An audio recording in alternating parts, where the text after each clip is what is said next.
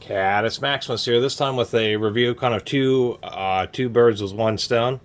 The Vevor 6-inch and their 6.5-inch, not reversible, but I should say double jaw vise. Maybe it is reversible. Anyway, these are promotional products. Vevor did send these to me for free, and I do appreciate it. Actually, it is respectful to say thank you when somebody gives you something. And surprisingly enough, I had actually requested this vise, the 6.5-inch one, where you can pull out the jaw and flip it around, and the idea is you will get an extra couple inches of clearance. So when you flip it around, obviously that jaw would only stop here, but if you needed an extra couple inches to just get a little bit more range, that's what this double jaw vise is for. It's also kind of nice because when you flip around the jaw, then you can put something in there, have it be held in place, and then you have the flat, which both of these have, which is just a little area for pounding on stuff, kind of like a mini anvil, although it is not as hard as an actual anvil. But the nice thing about this vise is when you flip the jaw around, if you're trying to, drive a bearing in or any kind of more heavier duty hammering in the vise, then you can have the vise jaws clamp on something and have it sit on this surface, and it's going to be a lot more secure. Anyway, the story is I requested this vise. They sent me the 6-inch, and I emailed them and said I requested this one, and then they went ahead and sent me this one too. So, 2 for 1, I guess. Well, it's 2 for none because I'm getting them for free. Giving this one to my older father. I noticed when I was over there, he doesn't do a lot of work, but he had bought he needed to do a few things, and bought, I don't know where he got it, but he got the worst vise I have ever seen. Quite frankly, there's just no other way to put it. But the vise that he got, when you rock the jaw back and forth, there's a little bit of play, but this is only a $90 vise. Oddly enough, this 6.5-inch is $86. I'll have links down in the description. But for some reason, due to the level of sales, this is $86 and this is $90, or $85.99 and $89.99.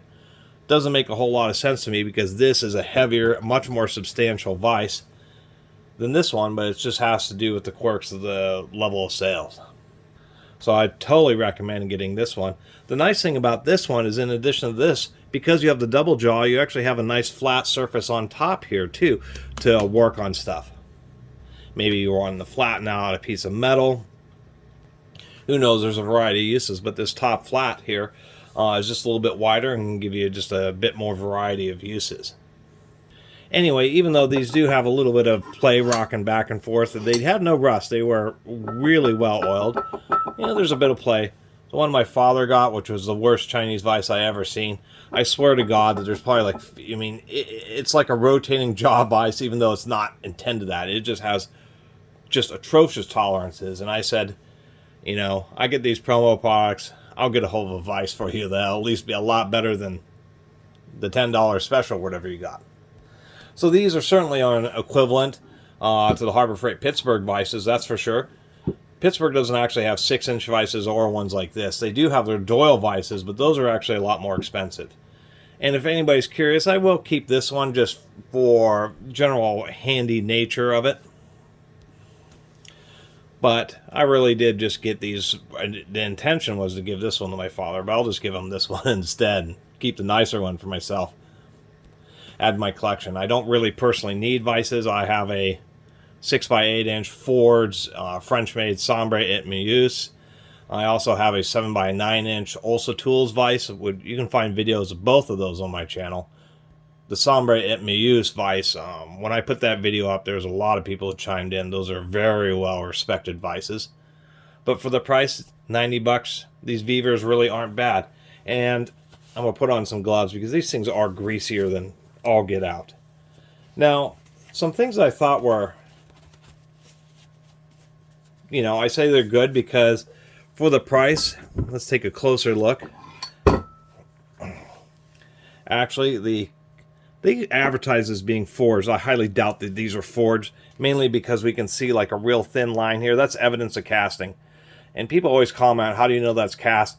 Look up forging videos on YouTube for anybody who wonders. When you cast something, you have two dies that are close together and you pour hot metal into it, it leaves a thin line.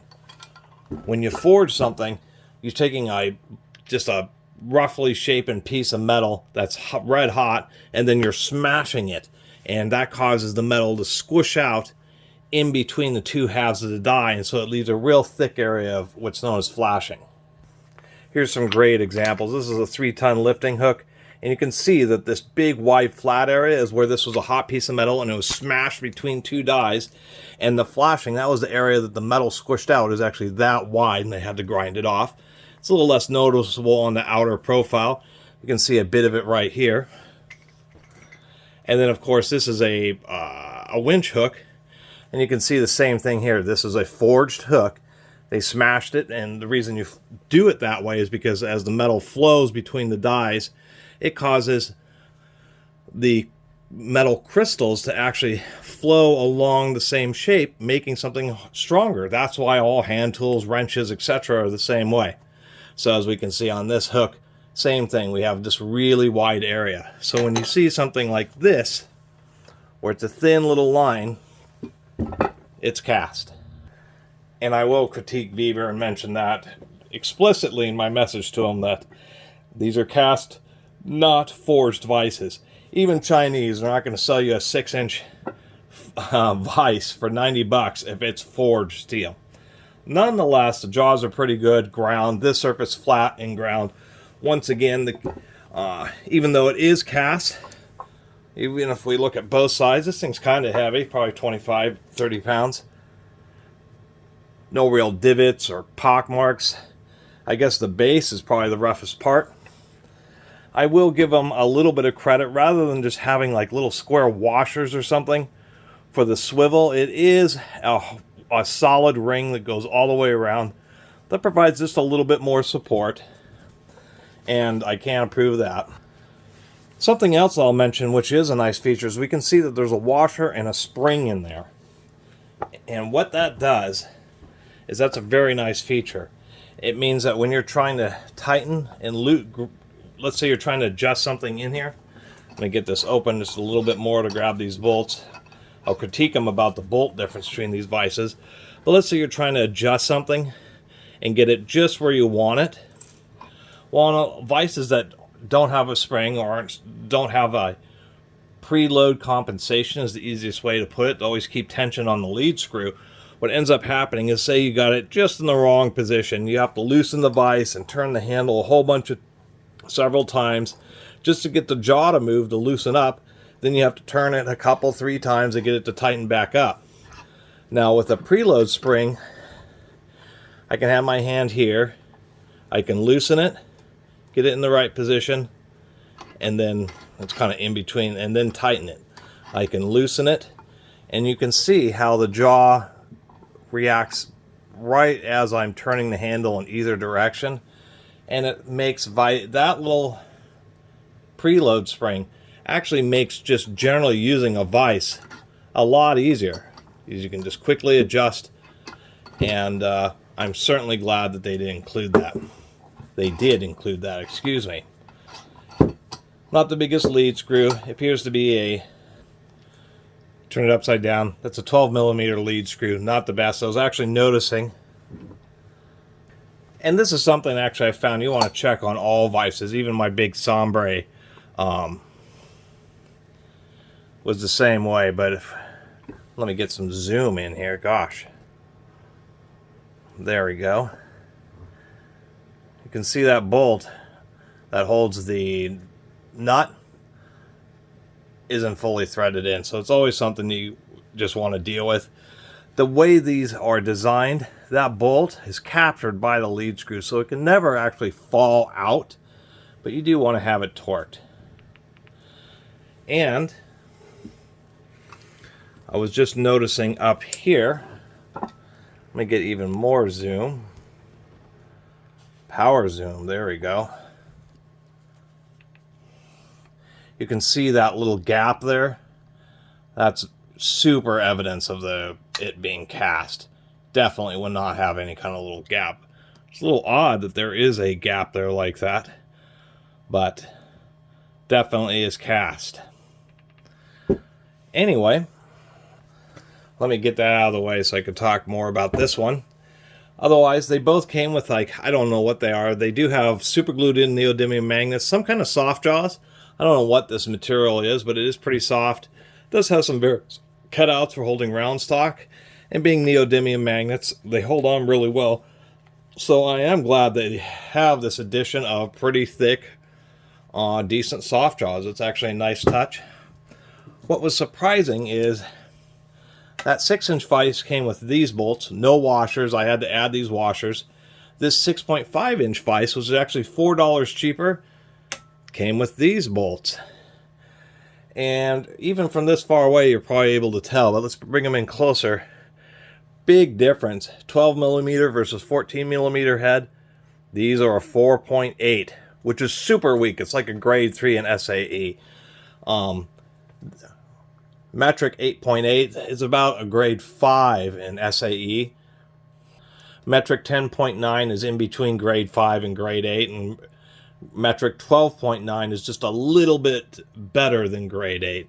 But I was actually really surprised that the 6-inch vise would just come with some surprisingly weak bolts, and that they didn't have any washers, where the 6.5-inch came with significantly better bolts. The 8.8s aren't great, but they're a lot better than 4.8s.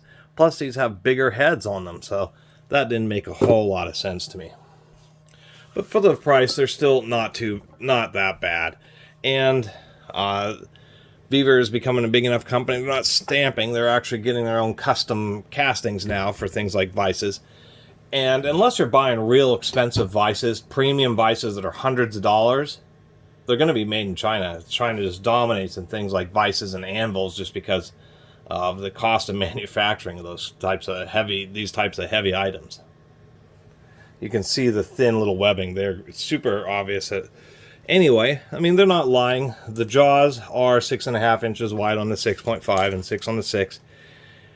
This is the maximum opening and still having full thread engagement in that nut. I guess if we go open just a little bit more, you could get just about 6.5 inches of throat here, which really isn't too bad. That will fit most stuff. But the deal with this double-sided vise is, and let me show you, I do want to mention something. They did think about this being double-sided. So here's our nut, and it's also loose. I think they intentionally kind of left the bolts a little bit loose so the nut can self-align, because the bolt just kind of holds it in place. It doesn't actually take the load. So on this base, which is different, of course, from the 6-inch base, is on a normal operation. You have the nut, the carriage piece, and then it has this toe, which sits down inside a lip here. And so when you're really torquing down, all that bolt is doing is just kind of trying to prevent it from lifting up a little bit, but all that linear force is being transferred down here, not against the threads of the bolt itself. But on this one, they did include a little boss right here as well, which is a nice touch. I was a little worried about that. Same deal here. I've got it threaded into where I have the lead screw is fully engaged. It's about an inch or inch and a quarter wide nut or carriage nut in there. And now you can see that we have 9.25 inches versus 6.5. It gives you 2 3/4 inches, nearly 3 inches of extra clearance. And so that's a nice feature. And considering that this vise is actually a little cheaper than the 6-inch, I would just get this one simply because of the fact that you have this ability to reverse it and just have a whole lot of extra range, which will be really handy. And then secondly, you know, if you're trying to work on something where you're pounding on it or really torquing on it, it's kind of a neat advantage to be able to have this be under the jaws and be able to set something in there and just have it sit right on that platform. So it's just really, so you can clamp it down, have it sit in that platform, and it is really held securely. I do actually like the style of vise a lot. Anyway, that's my review of Vevor's 6.5-inch standard vise and their 6-inch standard vise and their 6.5-inch reversible vise. I think for, you know, overall the casting quality on them, the fit and finish, and the versatility, I think they're okay for the price, especially because they are offering free shipping on them, so you're not paying shipping or anything. I mean, at least they're competitive for the quality, and once again, you know, if you're going to get one, I would definitely am going to be recommending this one here. And last but not least, it's easier to see here, but both of these vices include kind of rudimentary, you know, pipe jaws that are just cast in below the main jaws, so it allows you to hold round stock and that type of thing. So it's nice to have that available option too. Anyway, really appreciate everybody who's been watching. See you next time.